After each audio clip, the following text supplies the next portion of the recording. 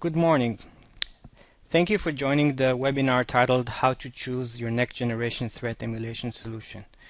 My name is Moti Sagi, and I will be the presenter today. This webinar has been pre-recorded, and you can submit questions at any time using the Q&A pod to the right, and I or our team on standby will be happy to answer. If you would like to view the presentation in full screen format, click the full screen button and you can toggle back to the previous view by clicking the same button. So let's get started. So our title today is How to Choose Your Next Generation Threat Emulation Solution. Before we begin, just a few words about myself. I run the competitive intelligence in Check Point. To make a long story short, my job is to play with all of the devices who's competing with Check Point solutions and play with them and basically expose the real world limitations and characteristics of the numbers. This is like the facts behind the marketing. So we will start with a pop quiz. We've all heard the term of firewall. Have you ever wondered what was the first reference of the firewall in the history? If you think about it, a firewall is basically a wall of fire. Now, the first reference was from the Holy Bible, the book of Zechariah. And there's a quote there that says, "And I will be to her a firewall all around, and I will be the glory in her midst." This actually talks about the city of Jerusalem, where God is saying that he will be to her like a firewall, meaning a protection all around. So this more or less comes to bring about the importance of security. So on our agenda today, 4 items. The first one, we will discuss the challenge of unknown malware. We will see the explosion of unknown malware that traditional security solutions basically cannot deal with. Then we will discuss the solution. One of the solutions to fight unknown malware, which is the threat emulation sandbox. This is a new solution introduced to the market. Check Point has a solution, but also other vendors have solutions such as FireEye, Palo Alto Networks, Fortinet, Trend Micro, etc., etc. Then we will discuss sandbox solutions, the must-haves and the common pitfalls. We will see that not all sandbox were created alike, and some of them has serious limitations, and some of them also have pitfalls that you would want to know before choosing the right one. Then, in the end, this will be the first marketing, I would say, content. I will discuss the Check Point threat emulation approach with the proven fastest and the most effective security solution to fight unknown malware. So let's go. Let's start with the challenge of the unknown malware. So there are new threats almost every day. Every day we open the news, you would see a new data breach or a new security incident.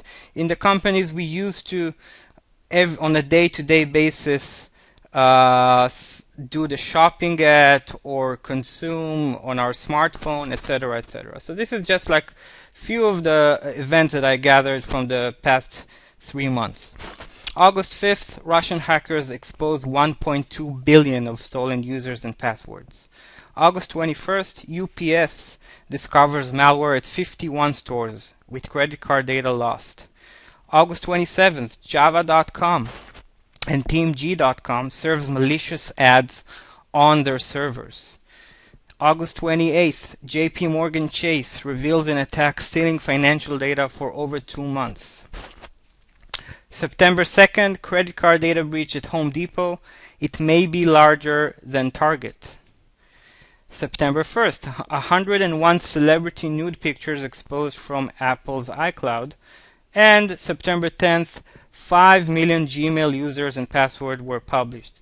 And many more incidents. Those, again, just the 7 that I cherry-picked just to show you that there's a real problem. You see it every day on your news broadcast, and it really is a problem.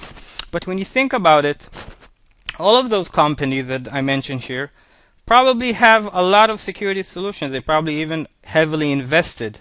So what's wrong? What's the challenge? The challenge is that the security solution that we were used to until today is something called signature-based solution.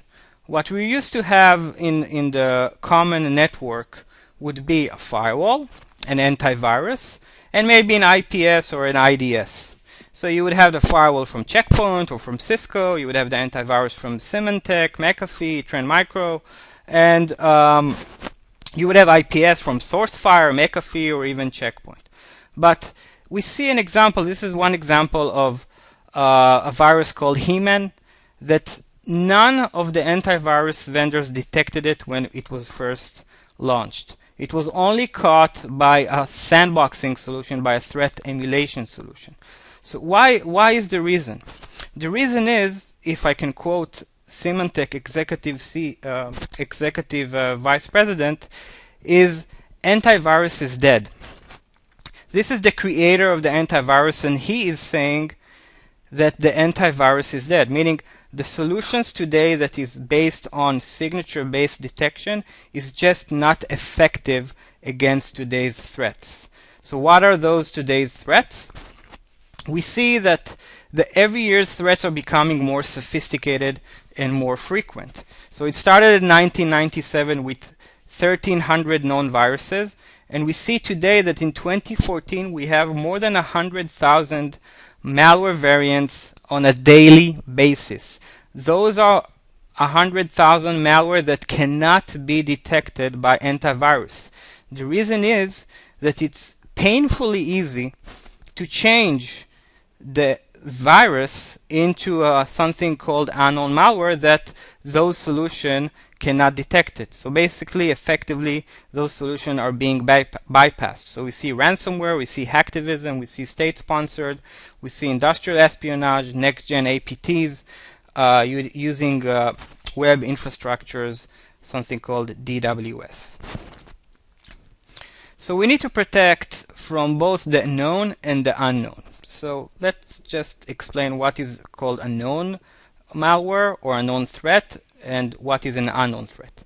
So we have three subdivisions. We have the known knowns. Those are the threats that we know. A simple example for that would be a known virus that an antivirus can detect and block. Then we have the known unknowns. Those are the threats that we know, we don't know. So for example, an unknown malware that cannot be detected using an antivirus, using a traditional security solution, we know it exists, and we know we can counteract that with a solution that we will later on discuss called a sandbox or threat emulation. But then we have the third kind, which is the most dangerous one. This is the unknown unknown. Those are the threats that we don't know that we don't know. An example for that would be bad USB.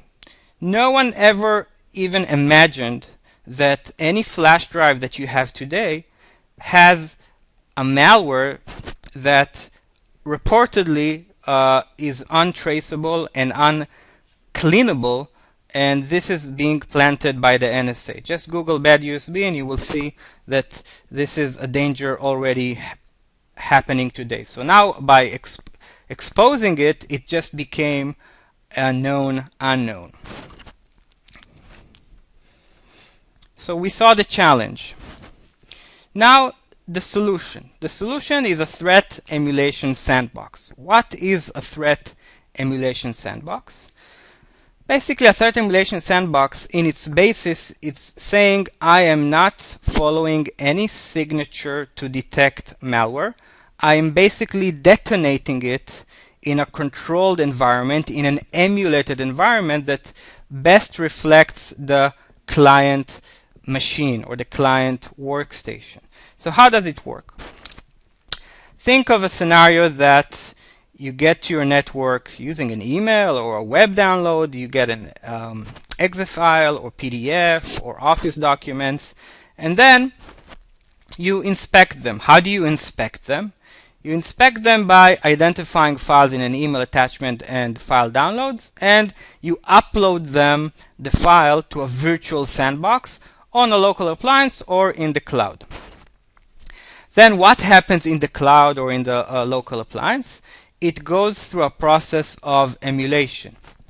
You can emulate multi-operating system environments such as Windows 7, Windows 8, Windows XP, or even a user-customized Windows with the specific Adobe Reader version and Microsoft Office. It can be Microsoft Office 2007, 2010, 2013 to better reflect the real environment you have in your network.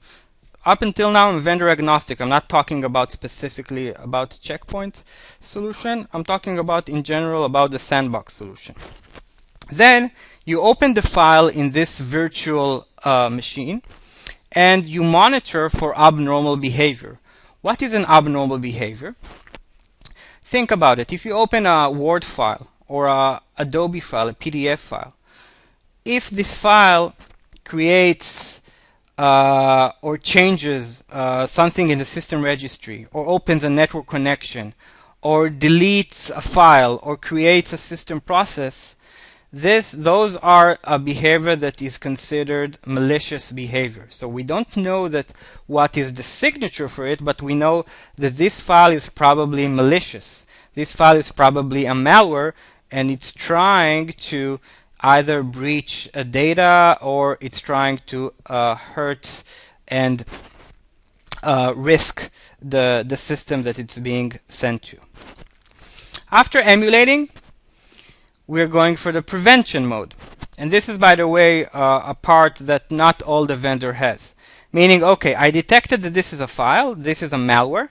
Now I want my gateway, my firewall, to block this file, or to block patient zero infection, meaning the first infection in the network, or even the second infection in the network. So this is where I create a specific signature for this unknown malware and send it to the security gateway to enforce and be able to block that malware. After that, we have the inline stopping of malicious files on any gateway.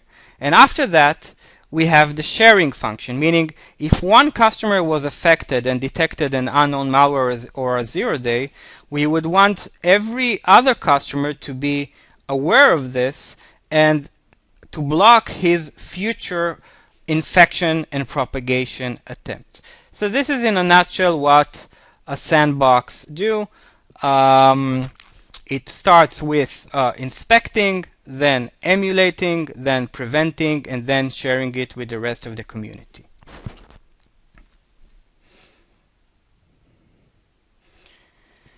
So what are the sandbox solutions? What are their must-haves and their common pitfalls?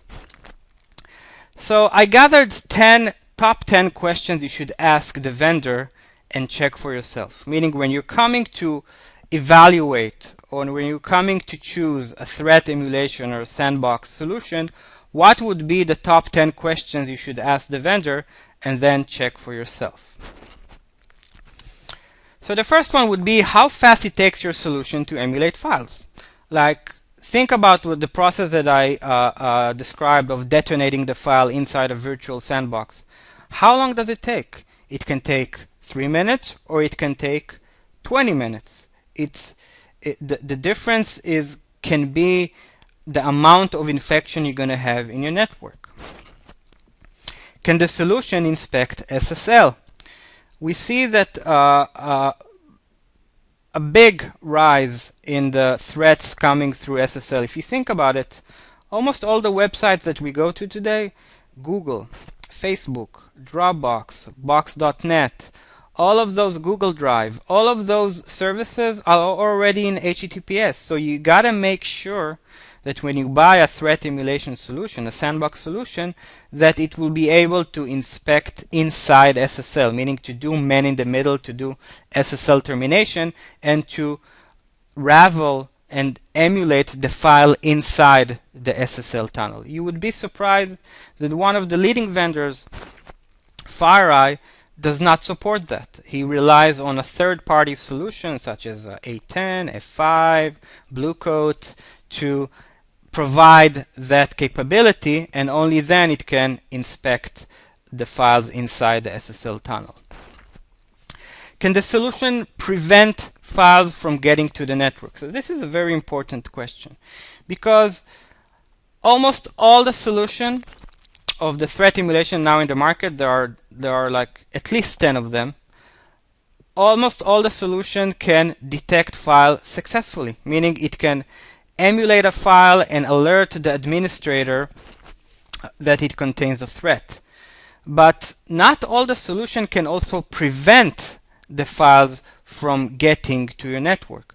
When we're talking about files that coming from the web, meaning HTTP, Checkpoint is the only solution that it can prevent the patient zero infection. When we're talking about email, for example, so FireEye and Checkpoint are the only solution that can prevent files from getting to the network. But if you look at other solutions, for example,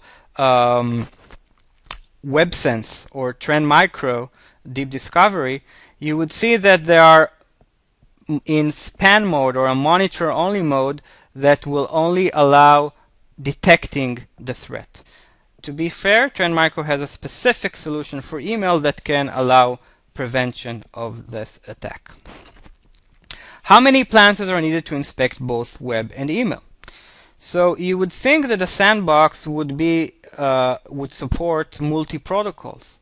But when we did a survey, when we did a research on the competitive solutions, on the sandboxing competitive solution, we found out that FireEye, for example, has a separate appliance for web, a separate appliance for mail, a separate appliance for file shares, and then a fourth appliance for management of all of these networks. We think it's counterproductive. So you got to make sure that you're buying a solution that, even in terms of energy consumption, would be as much as consolidated as possible. Can you inspect all archive types? Many solutions and many attacks today happens to be the favorite vehicle of those hackers are archive files. So you would get an attachment inside a RAR file, for example, or inside a gzip or 7z files, or inside a zip file. So it's important to find out if your sandbox that you're evaluating supports all of those archive types. One thing that we found out, that the Palo Alto Network Wildfire solution can only inspect zip files, zip archives. It does not support any other types. Moving on, question number 6. What are the file types supported?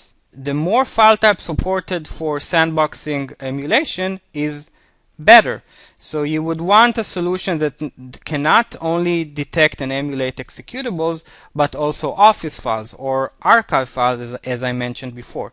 So as much file types as possible, it is a better solution on that aspect. What are the maximum file size?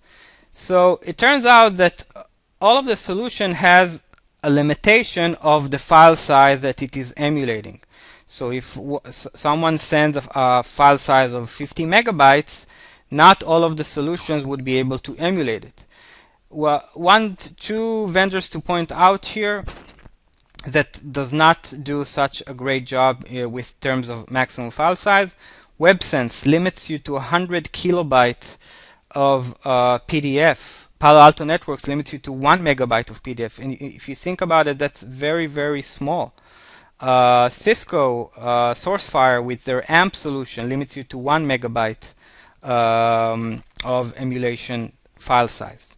So those are important characteristics that you need to find out. Does your solution rely on VMware? So if you think about it, this solution is being emulated in a virtual sandbox. And if this virtual sandbox relies on VMware, the attacker can plan or can build a file that will not run. The malware will stay dormant if it detects that it's running inside a VMware.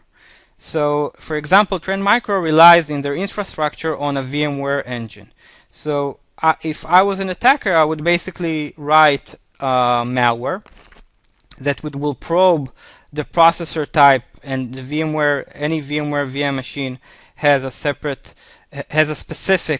CPU type, And once I probe that and I see that I am indeed running inside a VMware, I will remain dormant, and then the verdict about the file will be that it is benign and it will be forwarded to the network, and then the real machine will get infected. So this is an important integral part of a good sandboxing solution.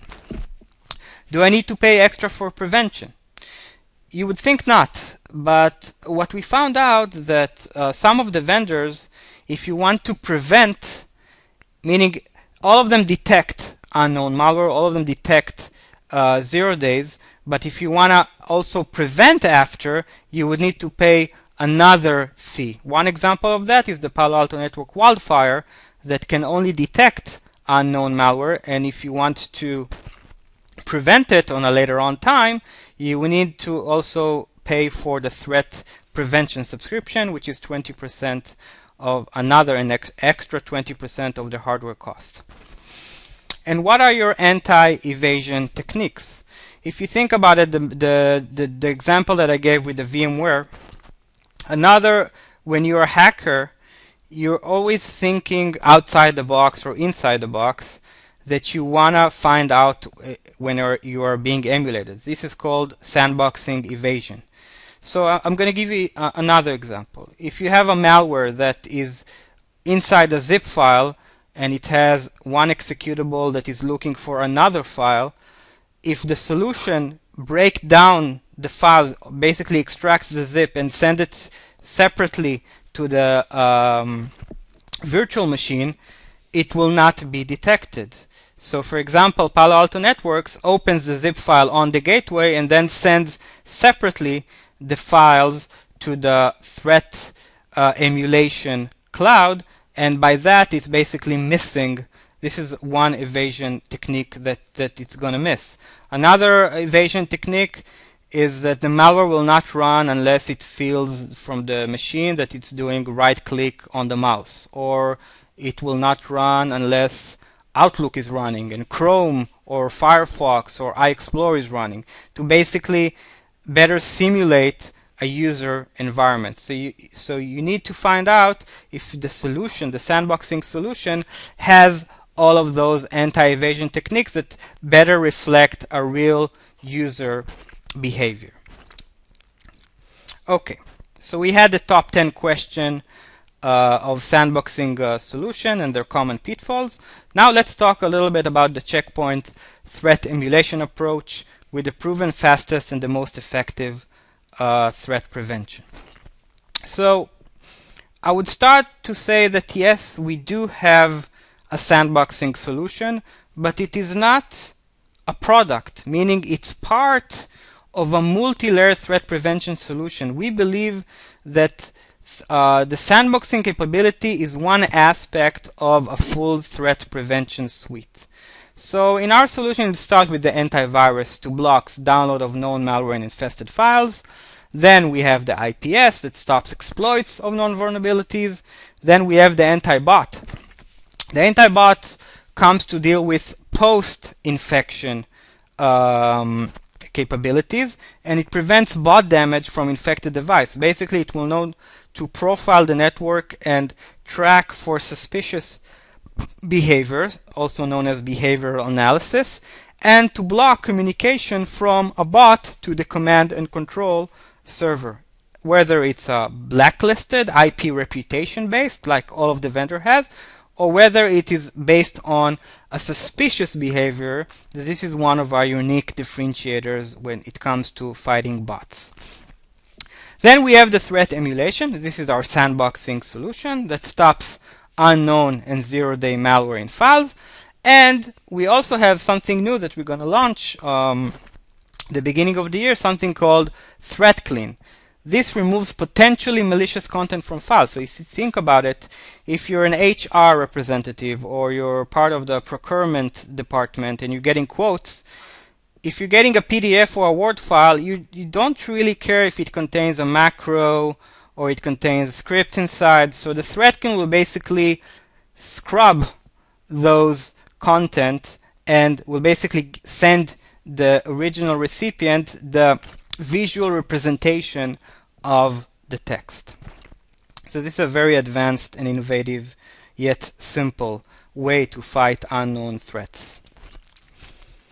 So putting it all together, all of those feeds, I would call it, feeds something called a threat cloud with known signatures, with known MD5 of malicious files, URLs, DNS, IP addresses, and it feeds the gateway with to feed the specific software blades such as antivirus, antibot, the firewall, and the IPS.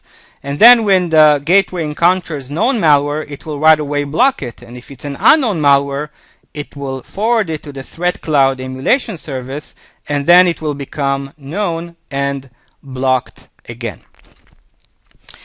So up until now, I more or less described any vendor PowerPoint or presentation that they have a solution, they have a sandbox. I gave you the top 10 questions, which basically gears you to the right direction of what to select or how to evaluate. But then comes the point of why Checkpoint. Why Checkpoint Sandbox is better than other solutions. So I'm going to discuss two tests that we did that were validated by a third party. The first one is called the Unknown 300, and the second one is called the 0 second. So what is the Unknown 300? In the Unknown 300, we had a very simple setup. We had a client machine, then we had a web server with 300 unknown malware. We're going to describe how we got those. And in the middle, we had 4 vendor sandboxing solutions: Checkpoint, FireEye, Palo Alto Networks, and Fortinet. So how did we get the files? We basically went to a website called VirusTotal. This is a Google-owned malware sample sites. And we downloaded 300 malware files, known malware files, 120 PDF, 120 executables, and 60 docs. With those files, we did a very simple process of changing them while still keeping their functionality and creating an unknown malware variant of those 300 malware. Then we basically downloaded the files from the client to the web server and basically measured what was the catch rate of each of the vendor. Simple enough. What we found out is very interesting. We found out that Checkpoint detected 299 out of the 300. FireEye was at a distant second with 70% catch rate, Palo Alto Networks with 62%, and Fortinet with 27%. Again, the fact that I mentioned before, what makes a good sandbox, came into our aid in becoming the Checkpoint's industry's best catch rate when it comes to unknown malware. But we also discovered more interesting facts that I more or less touched on the top 10 questions to ask. We found out that Palo Alto Networks limits you to 1 megabyte for PDF files, meaning any file larger than 1 megabyte, Palo Alto Networks Wildfire will not be able to scan it and will basically bypass it. We found out that prevention is much more important than detection. Both Palo Alto and Fortinet can only detect, and only after a while, which we will see soon how much, but I'll give you a hint now, it's more than an hour, it can prevent. So basically it does not block patient zero infection. It does not block the initial infection of the network. We also found out that FireEye cannot scan inside SSL traffic, and we found out that Palo Alto Networks cannot detect any archive files except zip. So the results were almost too surprising and almost too good to be true. And we got feedback that they want our customer told us, listen, you did it yourself, we believe you, but the test could be easily rigged. So we want to see a third party doing this test and to verify results. So a third party named miercom did a much thorough test, and it verified our results, and even added another vendor with Cisco SourceFire and got an even more alarming results. You see the checkpoint is with 100% of zero-day unknown threats, meaning they employed a hacker that basically wrote its own unknown zero-day malwares. We see FireEye with 47%. Though this is the pioneer in the sandbox, 47%. We see vendor A that we cannot disclose its name because the end user license agreement does not allow us, with 55%. And we see that Cisco SourceFire with their AMP solution 70% and Fortinet improved and with 73% catch rate, meaning it caught 73% of the unknown malware. So this is just an illustration of us outperforming the competition in this miercom. When you get the recording of the presentation, you will also get a link to this report. And if you want to download it now, you can go to checkpoint.com. It's right on the homepage, or to miercom.com and download the full report. Then we did something that does not focus on the malware catch rate. We did something called the 0 second. Our intention here was basically to measure how long does it take for a malware to be unknown malware to be prevented in your network. So again, we took 4 solutions from Checkpoint, FireEye, Palo Alto Networks, and FireEye, and this time we did it with an email. Basically an email that your HR recruiter is getting. It contains unknown malware, and we wanted to see how fast does it take the other solution to detect that it is a malware and then to prevent it after. And again, the results were very, very interesting and somewhat surprising. We saw that the Checkpoint, the malware was identified in 4 minutes. The malware was blocked in 0 minutes because Checkpoint, and FireEye for that matter, supports a mode called MTA, Mail Transfer Agent, meaning the Checkpoint and the FireEye solution acts also as a mail relay or a mail server and does not allow any of the files to be forwarded to the recipient until it is done emulating it or sandboxing it. FireEye took twice the time, with 8 minutes, to identify the malware, but at least the malware was blocked in 0 minutes, so the time the malware spent on the network was 0 minutes. On the other hand, Palo Alto Networks and Fortinet did not do so well. Palo Alto indeed identified the malware in 8 minutes, but then it took it another 60 minutes to move from detection to prevention.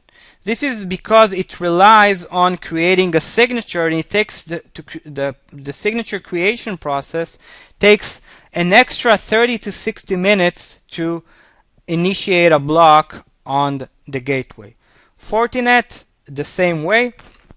To be totally fair about Fortinet, if you add another box called FortiMail, then you can narrow it from 79 minutes to 19 minutes. But when you're talking about FortiGate gateway, it took 79 minutes to block the unknown malware. So think about it. Once you have patient 0 infection, once the first workstation is being infected, then it's a havoc to try to outsmart and to catch up with the malware propagating in your network.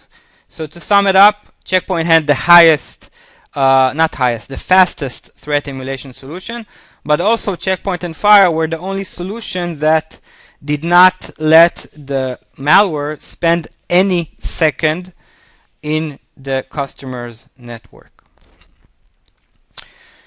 So to load it up, we have the experience. Our threat emulation cloud service scans more than 3 million files per week, and we discover, detect, and block, and the emphasis here is on block, more than 30,000 of unknown malware detection and blocking per week. This is data is relevant to November 2014. If you want to experience our sandbox solution, it's very simple. If you get any suspicious attachment in your email, just forward it to threats@checkpoint.com and you will get a free emulation. Or if you want to upload a file, if you download a file or a hack or a movie or something, not that I'm doing it, but if you want to test it if it contains any unknown malware or zero-day, you can upload it in the threat emulation portal in threatemulation.checkpoint.com. So I'm going to leave you with a nice quote from Wayne Gretzky that says, "I skate to where the puck is going to be, not where it has been." And when we're fighting unknown malware and we're fighting unknown threats, this is the way we need to think. So thank you very much for joining us today. This webinar has been recorded and will be available for on-demand viewing on the Checkpoint website. You will receive an email in the next few days with a link to the recorded presentation. So thank you very much for joining us for this webinar, and have a great day.